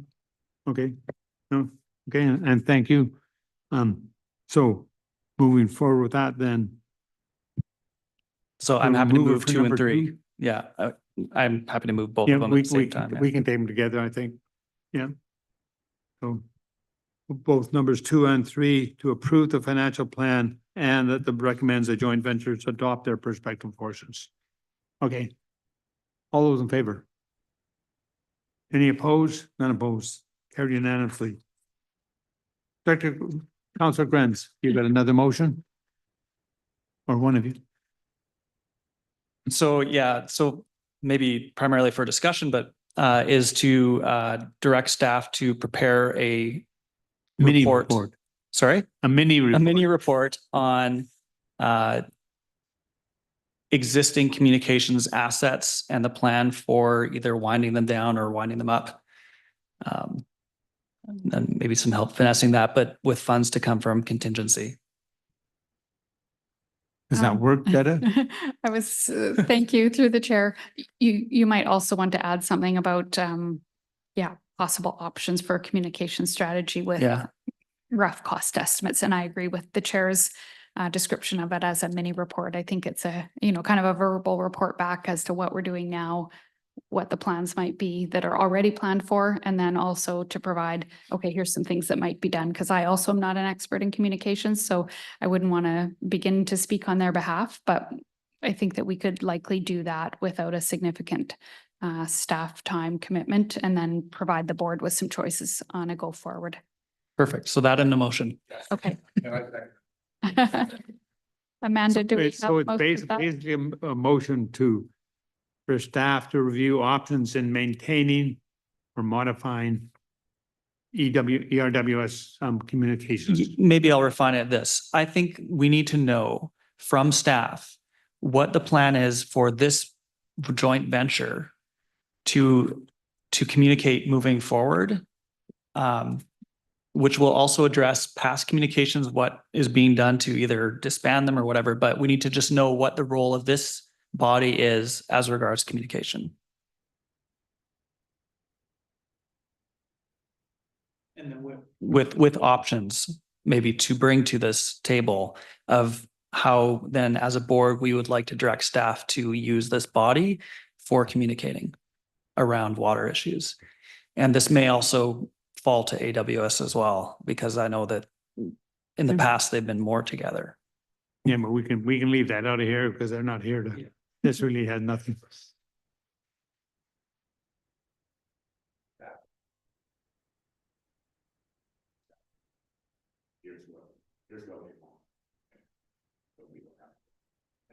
That's good.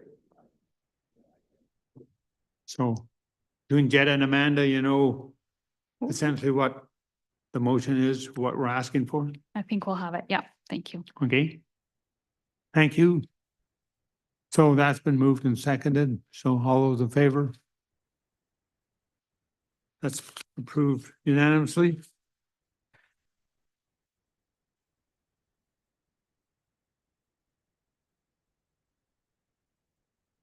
So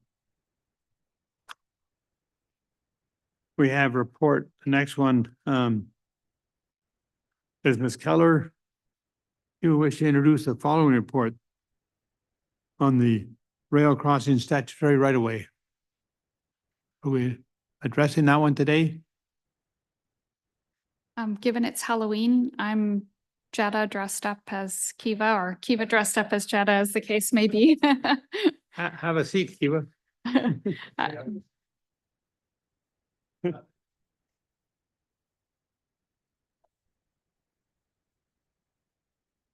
So just to provide the board with a bit of background on this, is that in 2023, there was an amount included in the financial plan at that time of $290,000.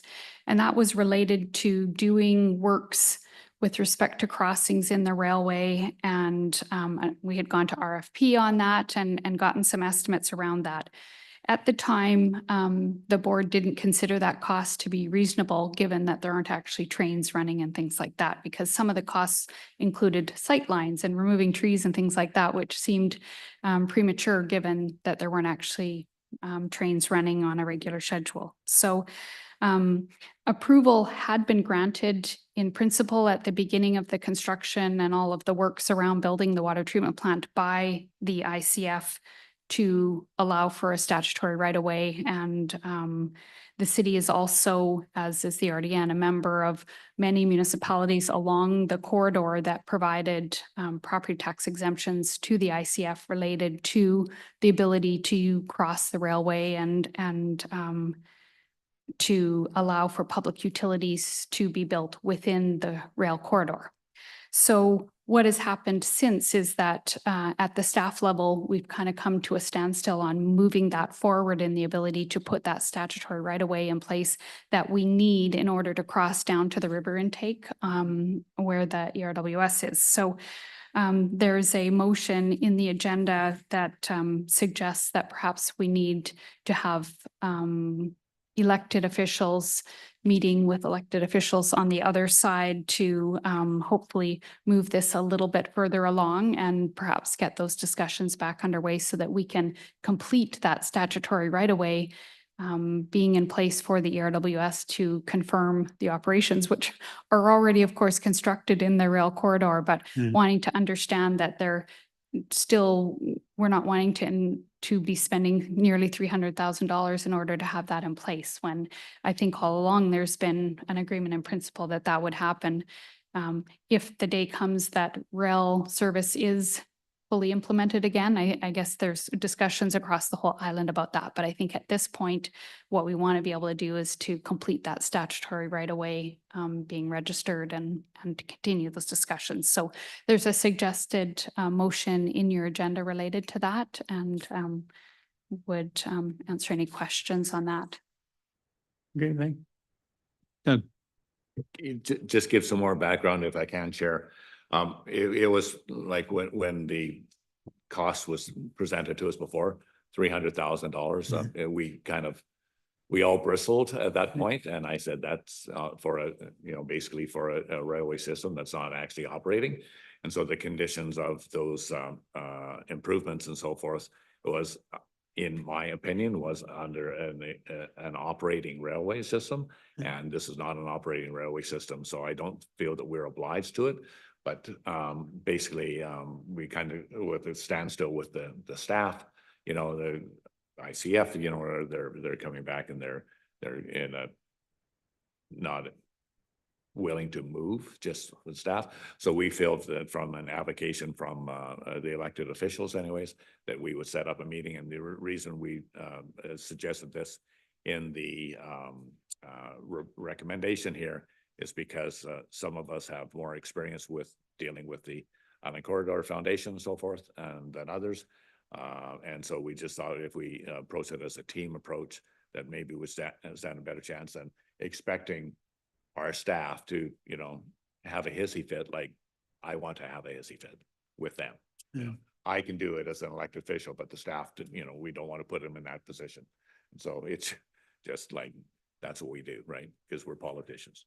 So anyways, it's just taking that onus, the pressure off the staff to try and negotiate a better deal. And we think the timing is right because of the position where ICF is right now. So Yeah. I just don't want to pay the amount, quite frankly. Yeah. So you're moving this motion that we have? Yeah, I will move it. Yes, if, yeah, 1 and 2, if we can, if I get a seconder. Okay. Yeah, and so if there's, yeah, so I think that's Jed has provided the background information. Yeah. I don't know if you need any more, Bob, but you know. No, that's good. I just, it will be interesting to see who you end up meeting with, I know, because when we take a look at current and past practices with ICF, yes, that discussion about the application of what they consider to be requirements for these statutory rights of ways would be coming from their CEO, not their elected, not their appointed. Yeah, board. So it's, that will be interesting to see how that goes. And you know, there's been a lot of change with ICF, you know, lately, and wish you the best of luck. yeah, thank you on that. And we've and I know at the different levels at the RDN, they've had recent successes on negotiating with the ICF. Yeah. And so I believe that maybe this is the time that we can maybe be effective on this. It's not going to cost anything to try. That's all No. I can say. No. But it could save us a lot of money. Okay. All those in favor? That's approved. So, Thank okay, you. thanks, Jetta. There's gotta be another one back here. There's a number 5 back here. Adjournment. Do I have a mover and seconder to adjourn? You worried me for a minute there. Okay. Thank you.